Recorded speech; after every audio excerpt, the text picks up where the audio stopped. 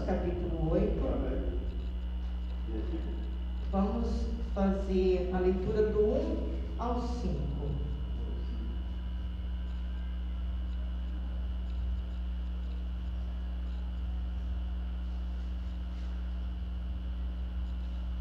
Vamos relembrar um pouquinho do que o pastor passou para a gente no comecinho do capítulo 8. Pastor, acho que foi até o 17. Vamos estar relembrando isso. Então, vamos fazer a leitura primeiro do 1 ao 5. Portanto, agora nenhuma condenação há para os que estão em Cristo Jesus, que não andam segundo a carne, mas segundo o Espírito. Porque a lei do Espírito, devido a Cristo Jesus, livrou da lei do pecado e da morte. Pois o que é impossível à lei, visto que estava enfermo pela carne, Deus, enviando o seu Filho, em semelhança da carne do pecado, pelo pecado condenou o pecado na carne, Para que a medida da lei se cumprisse em nós que não andamos segundo a carne, mas segundo o Espírito. Porque os que são segundo a carne inclinam-se para as coisas da carne, mas as coisas que são segundo o Espírito para as coisas do Espírito. Amém. Bom, aí diz o apóstolo Paulo que nós estamos vivos. Uma nova lei passou a atuar em nós, a lei do Espírito, a lei da vida.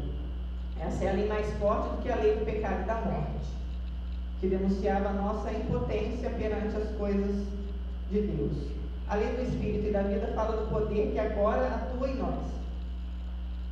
Isso é resultado do sacrifício de Jesus Cristo. Esse sacrifício não só nos livrou da condenação, porque pagou os nossos débitos, que a lei denunciava que a vida de cada um de nós, na vida de cada um de nós, mas mais do que isso, nos tirou da lei do pecado e da morte. Livrou-nos daquilo que nos mantinha constantemente sob débito. É como se a gente tivesse uma conta no banco e ficasse só no vermelho. Ou se você tem uma conta na padaria, você compra por mês, vai lá e paga e continua devendo. Vai lá e paga e continua devendo. Era assim. Talvez Deus deve ter indicadores dos meus, está confiado. Amém. Amém. É o débito, o famoso débito. Era assim que a gente vivia. Agora uma nova força, a força do Espírito de Deus, e o Senhor Jesus Cristo assumiu a semelhança da gente, em forma humana, com corpo humano, e habitou entre nós, se fez homem. Na sua carne condenou o pecado através da sua morte. Ou seja, ele não só condenou porque ele não pecou em nenhum momento, porque Jesus não pecou, nunca. Através da sua... mas ele condenou porque ele se entregou em nosso favor.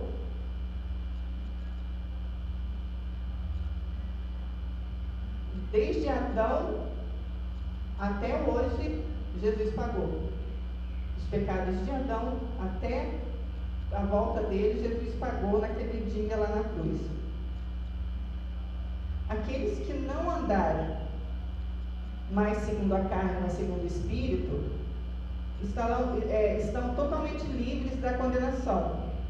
E agora tudo aquilo que a lei exigia, que era justiça e santidade, se tornou possível por causa do Espírito que habita em nós, o Espírito Santo que habita em nós.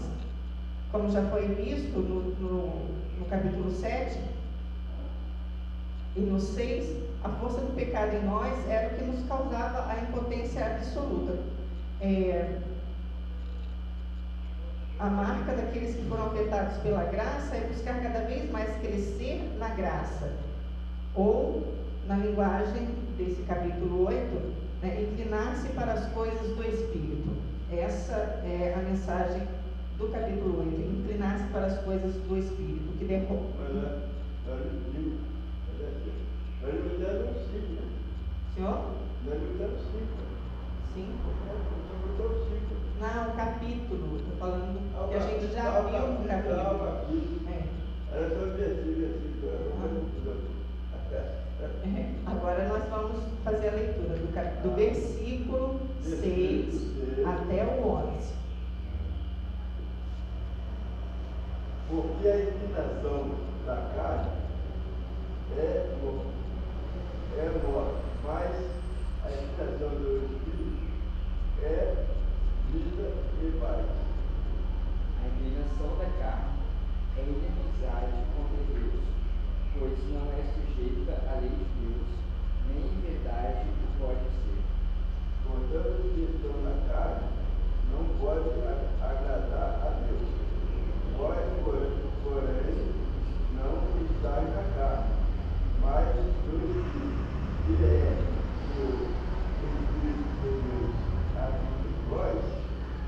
Mas se alguém não tem o Espírito de Cristo, esse tal não é dele. Mas se Cristo está em vós, o corpo, na verdade está morto por causa do pecado, mas o Espírito vive por causa da justiça. No 11, e se o Espírito daquele que dos mortos ressuscitou a Jesus, habita em vós. Aquele dos corpos ressuscitou a Cristo, também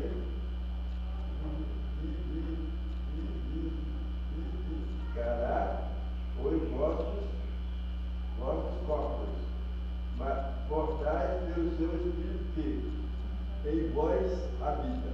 Amém. É por causa da graça de Cristo, do nosso espírito, o nosso espírito é vivificado e o nosso corpo mortal também. A ideia de que nós somos capazes de fazer a vontade de Deus. Nós somos capazes disso. É claro que se nós não nos inclinarmos à vontade da carne, se não nos enganarmos com a velha natureza humana. A gente tem que lembrar que quando nós nos convertemos, quando fomos convertidos, a velha natureza não vai embora, ela não some assim no estalar de dedos.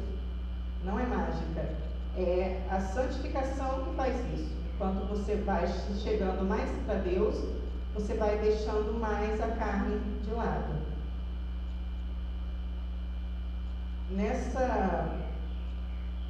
O Espírito Santo passando a habitar em nós nos tornamos coparticipantes da natureza divina de Cristo. Deixamos de ser prisioneiros dos nossos impulsos, dos instintos, dos sentimentos e ganhamos poder de Deus para viver de acordo com a vontade dele. Deixamos muito mesmo, quando começamos a olhar para Deus, parar de olhar para a carne, principalmente os instintos de proteção, de sobrevivência, tudo isso a gente deixa porque confiamos em Deus, confiamos na proteção que Ele tem em nós. Sempre seremos tentados a nos inclinar novamente para a carne, mas o nosso clamor a Deus deve ser para que nos mantenha na nossa submissão, porque nós agora não estamos mais na carne, mas estamos no Espírito, como acabamos de ler. Não existe mais em nós uma força que nos obrigue a pecar. Agora o Espírito de Deus está em nós, podemos vencer o pecado no dia a dia, podemos nos sujeitando a Deus, resistir ao diabo e este fugirá de nós. Podemos ser livres das tentações, no sentido de não cairmos nela. Sempre vamos ser tentados, sempre. Mas agora há em nós o poder para não cair nas tentações. A graça de Cristo nos concede poder tanto ao Espírito e ao corpo, condições necessárias para fazermos a vontade de Deus. A vida diferente que nos é dada faz com que nós tenhamos isso, essa força de está acontecendo alguma coisa que não agrada a Deus na sua frente, você desviar o seu olhar. Aos homens, eu tenho para mim que é mais difícil, porque as mulheres hoje em dia andam praticamente nuas. Então, virar o olho para um lado e para o outro já está difícil. É difícil olhar para frente, mas você olha para o lado, tem uma seminua, olha para o outro, tem uma com menos roupa ainda, realmente fica difícil. Mas isso já é prova de que o Espírito Santo está em você, você está evitando pecar. Nós podemos vencer? Podemos.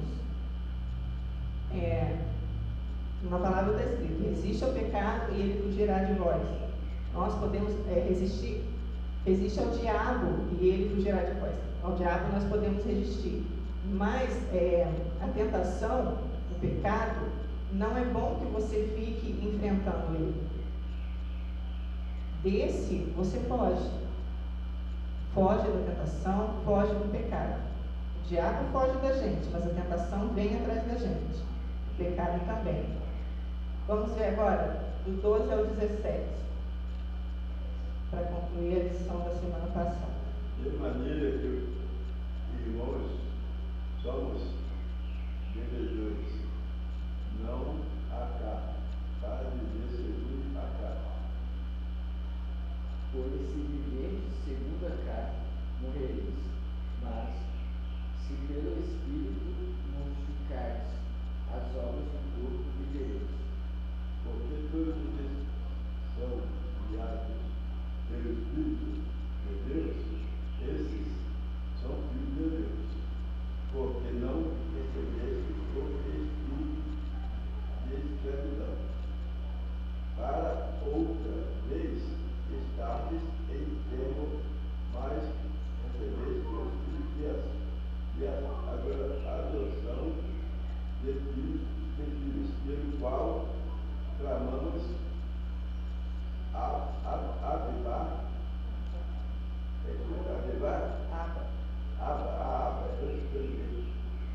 Abba, Pai, o bendito que testifica o nosso Espírito que somos filhos de Deus. E se nós somos filhos, somos logo herdeiros também. Herdeiros de Deus e co-herdeiros de Cristo. Se é certo que com ele poderemos, para que também não ele sejamos glorificados. Isso. Então, aí nós vemos que a vida diferente que nos deu é a vida de comunhão. Agora nós somos guiados pelo Espírito. A vida que nós temos agora é a vida de filho. Somos filhos de Deus. E quem testifica isso em nós é o Espírito Santo. Ele mesmo revela isso em nós. Todos aqueles que têm Espírito Santo foram adotados como filhos de Deus. Essa é a nossa marca. E aqueles, os que têm o Espírito Santo, têm comunhão com o Pai. Como você sabe que é filho de Deus? Por causa da intimidade que o Espírito Santo nos concede. Esse é o nosso maior privilégio, o maior companheirismo, resultado da obra do Espírito de Deus em nós. À medida que podemos clamar a Deus como se chama Paizinho, que Abba, Pai, quer dizer isso, Paizinho, Papai, o próprio Espírito de Deus que testifica que somos filhos de Deus. É nesse ato de intimidade que essa filiação se manifesta. Quer dizer que a forma de saber que você está vivendo a sua filiação, ou seja, que você é filho de Deus, é um nível de intimidade que você desenvolve com Deus na vida de oração? Não é. A intimidade que nós desenvolvemos na vida com Deus, a intimidade que nós temos com Deus como Pai, não é só oração, é no nosso trabalho, na nossa escola, no nosso dia a dia mesmo, na nossa vida diária, conversando com nossos vizinhos, quando pegamos um ônibus, quando estamos no trânsito, quando nós mostramos que somos filhos de Deus, damos essa prova que somos filhos de Deus, quando mantemos uma intimidade com Ele o tempo todo, não só na igreja e não só na hora de fazer oração quando você acorda ou antes de dormir. Essa coisa de estar sempre com o coração nas mãos de Deus, com o pensamento tomado pela presença dEle, pelo seu amor, pela sua bondade, de estarmos sempre falando com Ele, abrindo o nosso coração, sentindo o calor da presença do Espírito Santo nos nossos corações, ainda que a experiência da intimidade com o Pai seja muito particular e se revele em cada pessoa de uma forma muito diferente, essa intimidade, a grande prova da nossa filiação com Deus, de que nós somos filhos de Deus. E outra coisa que temos que lembrar é que, sendo filhos, nós somos herdeiros de Deus. Tudo que Deus propôs a Cristo serve para nós também. Isso está bastante desenvolvido no livro de Efésios, quando Paulo fala da igreja como plenitude de Cristo. Portanto, essa comunhão com Deus e essa consciência que vamos herdar as mesmas coisas que Cristo herdou, há de nos dar a coragem necessária para continuarmos firmes em meio ao sofrimento, porque teremos sempre a consciência de que, se com Cristo sofremos, também com Ele seremos glorificados. Nós vamos ter tudo o que Cristo teve, não somente a glória, mas glorificamos a Deus que não teremos o mesmo sofrimento que Ele teve. Somente Ele poderia suportar isso, mas a glória teremos junto com Ele. Vamos ver agora. Agora começa a lição desse domingo. Já lembramos do domingo passado. Vamos lá, do 18 ao 23. Porque para mim tenho por certo que os reais aflições de tempo presente não são para comparar com a glória que em nós há de se revelar. A ardente expectativa da criação aguarda a revelação dos filhos de Deus. Porque a criação ficou sujeita à vaidade, não por sua vontade, mas por causa do que a sujeitou, na esperança de que também a mesma criatura será libertada da servidão, da corrupção, para a liberdade da glória do Espírito de Deus. Sabemos que toda a criação geme como se estivesse com dores de parto até agora. E não só ela, mas nós mesmos vivemos as primícias do Espírito também, devemos em nós mesmos esperando a adoção, a saber, a redação do nosso povo. Amém.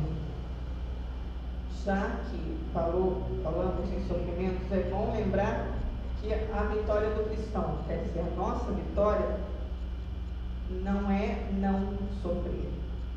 A vitória do cristão é não ser derrotado pelo sofrimento. Nós vamos sofrer, até porque ainda estamos aqui. Enquanto aguardamos a volta de Jesus, vamos sofrer sim, principalmente porque nós nos levantamos contra tudo que se opõe a Deus. Temos um confronto direto com as forças das trevas, contra Satanás. Estamos sempre em confronto direto com a rebelião humana da nossa carne, com a injustiça, com a maldade, com a miséria. É óbvio que vamos sofrer. Sempre. Não tem como escapar disso. É impossível enfrentar batalhas sem experimentar alguma coisa, ainda que algum tipo de sofrimento, ainda que seja pequeno. É impossível você passar por aqui esperando Jesus, vivendo a palavra, sem experimentar algum tipo de sofrimento. Vamos sofrer pelo simples fato de sermos diferentes. Não tem como escapar disso. É preciso lembrar que o sofrimento que vamos enfrentar enquanto pregamos o reino de Deus, pela evidenciação dos sinais do reino, da vinda de Jesus, não pode se comparar com aquilo que Deus vai fazer no final. Não há como comparar o nosso sofrimento com a glória que está por vir. Cristo vai estar nos dando uma glória que só será inferior à do próprio Deus. Essa glória não é apenas particular de cada um de nós, mas é a glória de toda a igreja. Também é a glória do planeta, porque com a nossa glorificação haverá a restauração de todas as coisas. O apóstolo Paulo diz que a própria natureza está esperando esse dia. E nós podemos ver isso no dia a dia, que tem todas essas tempestades, todas essas matas que foram destruídas. Quantas matas foram destruídas? Nosso planeta não era desse jeito. Era perfeito. Não tínhamos pragas nas plantações, não existia praga nas plantações, não existia essas tempestades, esses furacões, tufões, de tsunami que destrói tudo. E não teremos mais. A terra também vai ter as consequências da glorificação nossa. A nossa glorificação vai representar a restauração da natureza. Então não somos só nós que estamos sofrendo. Todos os seres vivos estão sofrendo de alguma maneira, aguardando o dia da redenção, aguardando que o projeto de Deus se cumpra em nós. Não podemos nos deixar amedrontar, não nos podemos desfalecer diante de sofrimento, de angústia, porque são inevitáveis. Pelo contrário, nós temos que nutrir esperança e a certeza de que esse sofrimento é fruto natural da postura que nós tomamos perante Deus, perante as outras pessoas, para com Deus. Nós vamos ser consolados e isso vai gerar em nós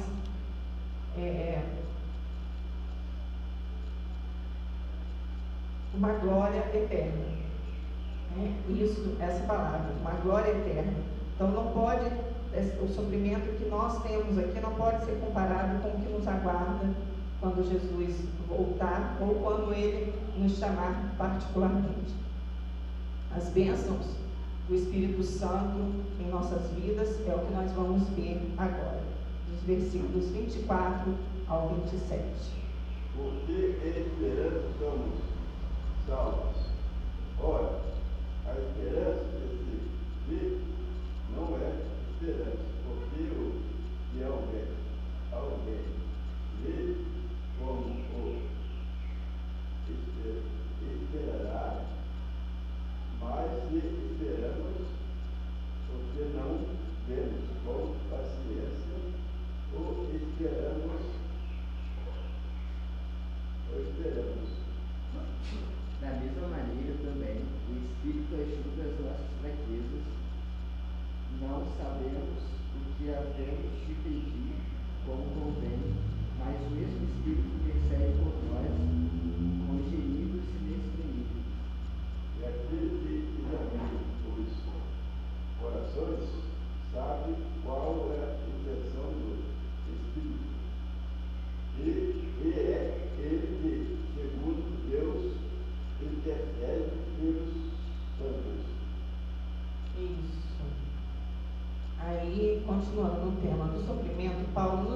reflete que a nossa salvação não é um passaporte para a ausência do sofrimento. Pelo contrário, é enfrentando com o mundo, enfrentamento com a justiça na esperança da glorificação. Paulo diz que é nessa esperança que nós somos salvos. Essa esperança não é uma aposta, é uma convicção. Você não está apostando, você tem certeza de que vai acontecer isso. Uma certeza de que a vida vai ter um triunfo sobre a morte, de que o bem vai triunfar sobre o mal. E por isso nós estamos prontos a enfrentar qualquer tipo de sofrimento. E não estamos sós, o Espírito de Deus está conosco. Ele nos assiste nas nossas fraquezas, porque diante do sofrimento e da angústia, nós seremos muitas vezes tentados a fraquejar. E quem sabe, muitas vezes, a gente até fraqueja. Mas não seremos jamais abandonados, jamais deixados à solidão, porque o Espírito Santo nos assistirá e nos guiará em intercessão, intercederá por nós, pois diante do sofrimento e da angústia, nós não sabemos orar como convém. Mas o Espírito Santo há de chorar por nós, há de clamar por nós, com gemidos inexprimíveis. Não vamos ficar sós, não vamos ficar à deriva. Nosso sofrimento será sempre compartilhado com Deus. Jesus e o Espírito Santo oram por nós o tempo todo. O tempo todo. Jesus fala, Pai, perdoa, e o Espírito Santo está lá orando. Senhor, protege o irmão Zé Pereira, protege o diácono Wellington. Senhor, leva o irmão Zé Pereira pela direita, leva o diácono Wellington pela esquerda, que é melhor para eles. É isso. Nós não sabemos como orar. As palavras que saem da nossa boca não chegam a Deus do jeito que sai, que nós falamos. O Espírito Santo leva até Deus as nossas orações de uma maneira correta. Muitas vezes nós pedimos coisas para nós que não vai nos fazer bem. E o Espírito Santo sabe disso. E ele vai e fala com o Pai, Pai, ela está pedindo isso agora, mas não dá isso agora para ela, não, porque não vai fazer bem agora. É assim que funciona. Não está escrito na Bíblia, isso é por minha conta, tá bom? Mas o que está na Bíblia é esse aqui. Nós sabemos que o que havemos de pedir como convém. Não sabemos o que havemos de pedir como convém, mas o mesmo Espírito, o Espírito Santo, intercede por nós com gemidos inexprimíveis. Quer dizer que nós não entendemos. E aquele que examina os corações sabe qual é a intenção do Espírito Santo. E é ele que, segundo Deus, intercede pelos santos. E os santos somos nós, somos os cristãos.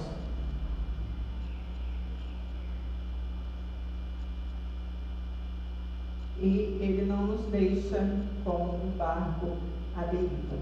Vamos ver agora do 28 ao 30. E sabemos que todas as coisas contribuem juntamente para o bem daquele que ama a Deus, naqueles que não chamados por seu decreto. Pois os que dantes conheceu, também os predestinou para ser conformes à imagem de seu Filho, a fim de que ele seja primogênito entre muitos irmãos. Deus que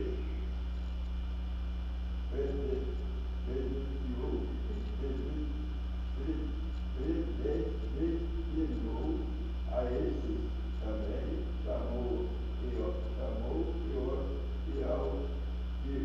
chamou a estes também, aos que ficou a estes também, glorificou. Amém.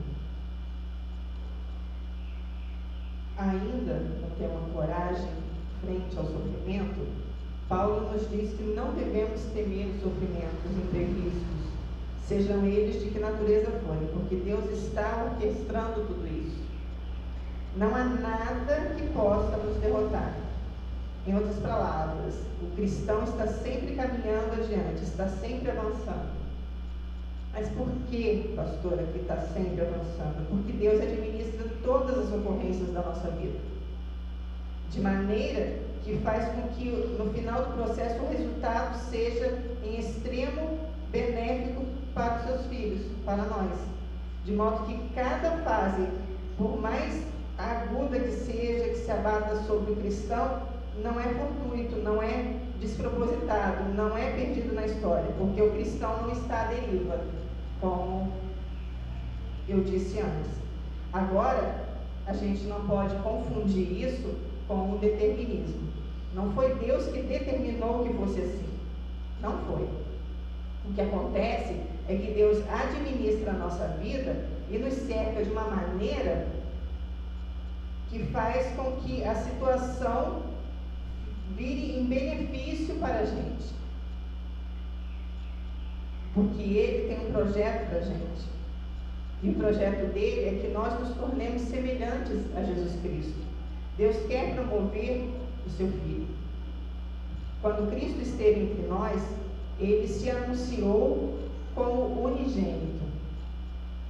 E o apóstolo Paulo diz que Ele é o primogênito. Ou seja, o apóstolo Paulo atesta que cumpriu-se a missão de Jesus, porque Jesus Cristo mesmo disse que se o grão de trigo caindo na terra não morrer, fica só. O que quer dizer isso, pastor? Quer dizer, para quem não conhece a agricultura, para quem nasceu na cidade, se a semente não morrer, ela não nasce para dar um novo fruto. A semente primeiro morre, para depois nascer e dar fruto. É assim que acontece. No versículo 29, Paulo deixa claro que a morte do grão do trigo produziu a companhia que Jesus queria produzir, ou seja, produziu outras pessoas, os seres humanos que se tornariam como ele, produziu outros iguais a ele, não iguais na natureza, mas no caráter. Paulo diz aqui, para serem conformes à imagem de seu filho, a fim de que ele seja o primogênito entre muitos irmãos. Por causa do sacrifício de Jesus Cristo, poderia ser transformada a sua imagem e semelhança. Gente que por causa do sacrifício de Cristo pode ser transformado de modo a adquirir o caráter de Jesus, que é o grande objetivo de Deus. Deus quer que Ele quer ter muitos filhos, só que os quer todos semelhantes ao primogênito dele. Então, isso faz com que não precisemos ter medo da vida. Esse texto é um cântico de vitória, porque ele nos liberta para a vida. Nós não precisamos ter medo de viver. Nós podemos viver, arriscar, fazer negócio, construir, enfim, viver sabendo que a nossa vida está cercada por Deus. E que Ele fará com que todos os trâmites da nossa vida, por mais difíceis, doídos que sejam, todos os eventos da vida acabem por cooperar para o nosso bem. Isso é uma garantia. Já está feito, porque Paulo diz que a nossa escolha para esse projeto também não é uma escolha fortuita, uma escolha que aconteceu por acaso. Nós somos predestinados. Os predestinados foram chamados, foram justificados, e os justificados glorificados. Está tudo no passado, que quer dizer que nós somos pessoas que não podem, que podem não ter muito controle do presente, mas certamente tem um futuro garantido. Todas as palavras que Paulo usou aqui, ele realmente usou no passado. Predestinou, alcançou, nos fez a imagem, conforme a imagem de Jesus, nos fez, nos chamou, justificou e glorificou. Nós já somos isso. Então, quer dizer que não temos que nos preocupar se vai acontecer ou não, porque já foi dito que aconteceu. Amém? Vamos ver agora a leitura do 31 ao 39. E diremos, pois, a essas coisas: se Deus é por nós, quem será contra nós? Aquele que nem viu seu próprio filho, aquele que nem a seu filho, poupou antes, e fora levou por todos nós, como nós não dará também como ele, não dará também como ele todas as coisas. Quem tentará acusação contra os escolhidos de Deus? É Deus quem os justifica. Ele condenará, pois é que quem morreu, ou antes que ressuscitou, dentre os mortos, o qual está à direita de Deus, e também intercede por nós. Quem nos separará do amor de Cristo? Há tribulações, ou há angústia, ou há perseguição, ou há fome, ou há nudez, ou perigo, ou há espada. Como está escrito, por amor de ti, somos entregues à morte o dia todo, somos considerados como ovelhas para o matador. Mas em todas essas coisas, somos mais do que vencedores, por aquele que nós amou. Pois estou certo de que nem a morte, nem a vida, nem os anjos, nem os principados, nem as potestades, nem o presente e nem o porvir, Nem a altura, nem a profundidade, nem alguma outra criatura nós poderá separar do amor de Deus que está em Cristo Jesus, nosso Senhor. Glória a Deus. Fechando a questão do sofrimento, Paulo vem nos dizer: olha, não tenha medo de viver, não tenha medo do aparente sofrimento, porque nada pode nos derrotar. Deus é por nós, e se Deus é por nós, quem será contra nós? Ninguém. Quem pode nos separar do amor de Cristo? Nada. O que quer dizer que não importa o que aconteça, Cristo nos ama. E aliás, essa é a certeza de que nós temos de ter diante de qualquer sofrimento, diante de qualquer tribulação, diante de qualquer prova. Estamos passando por tribulação, estamos passando por dificuldade, por luta, significa que Cristo deixou de nos amar? Não. Não significa que Deus está chateado conosco e por isso estamos sendo punidos. Nada disso. Paulo está dizendo assim: olha, o amor de Cristo, por amor de Cristo, nós somos mesmos entregues à morte todo dia. Ou seja, ser cristão é tomar uma posição contra as trevas, contra a morte, contra a injustiça, contra o desespero humano. Nós nos matamos todo dia. Como, pastora? Fazendo o quê? Alimentando o nosso espírito, matando a nossa carne. Nós nos matamos. Nós vivemos em espírito, matamos a nossa carne todo dia. Por isso que Paulo fala, nós morremos todos os dias, por Cristo. Fazemos isso todos os dias. Ser cristão tem que ter uma postura necessária para nos levar a confrontos e confrontações, e logicamente vai produzir sofrimento, pouco ou muito, de um jeito ou de outro vai ter.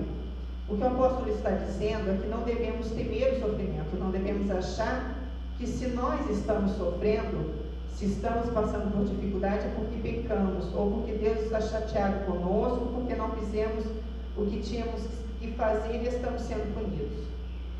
Isso não só conosco, mas com os irmãos também.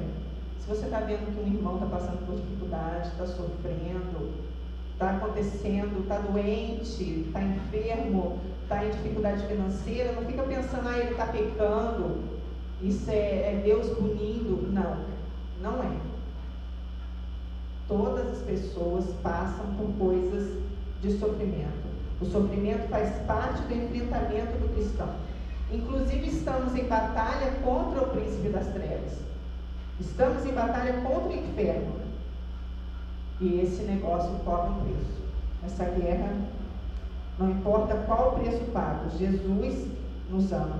O amor de Cristo por nós é garantia do nosso triunfo, da nossa vitória. Garantia de que não há nada no universo que possa nos derrotar.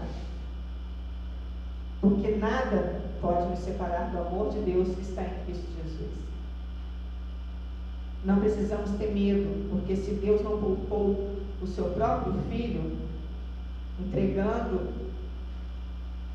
Ele para nos dar com Ele todas as coisas, por que nós vamos ter medo?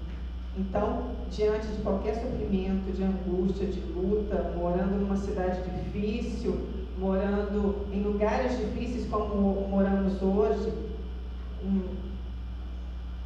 onde tem bandidos, onde tem violência, temos de olhar para o nosso Deus. Temos que saber que não importa o que aconteça, o amor de Deus por nós é inabalável. Não importa o que aconteça, podemos sempre recorrer a Ele. Não importa o que aconteça, podemos sempre clamar e buscar o seu socorro. Ele é por nós.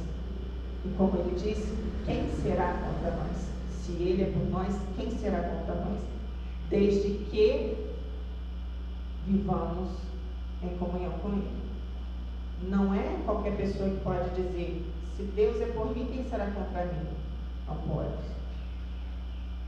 Tem muita gente que usa isso na porta, no carro, no ônibus. Não é todo mundo que pode dizer isso, porque não está vivendo como filho de Deus. Somente os filhos de Deus que podem dizer isso. Se Deus é por mim, quem será contra mim? Porque nós estamos morrendo todos os dias para o mundo, para vivermos para Cristo. Amém?